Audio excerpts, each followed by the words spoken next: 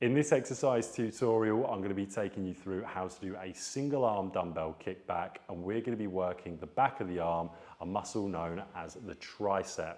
So what we're going to be trying to achieve here is the tricep getting a really big contraction without the assistance of the shoulder helping out during this movement.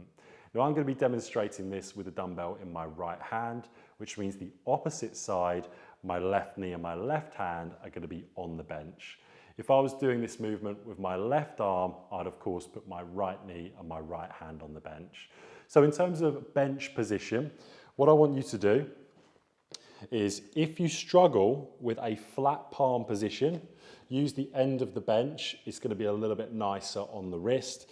And I want you to get yourself into a position where your knee is directly underneath your hip and your wrist is directly underneath your shoulder. Now with my right leg here, I can't have it too far out because I'm just going to hit my quadricep. So I'm going to bring it in as much as I can from this position. Once I've got that position where my wrist's underneath my shoulder, knees underneath my hip, I'm going to row up, elbow into the body, and all I want you to think of is straightening the arm and bending the arm. Straightening the arm and bending the arm. There's no shoulder movement during this, there's no swing. That elbow's locked into the side, shoulders back, and it is just the elbow extending and coming back into your start position. Once you're done, of course, you would do exactly the same, but on the other side to work your left-hand side.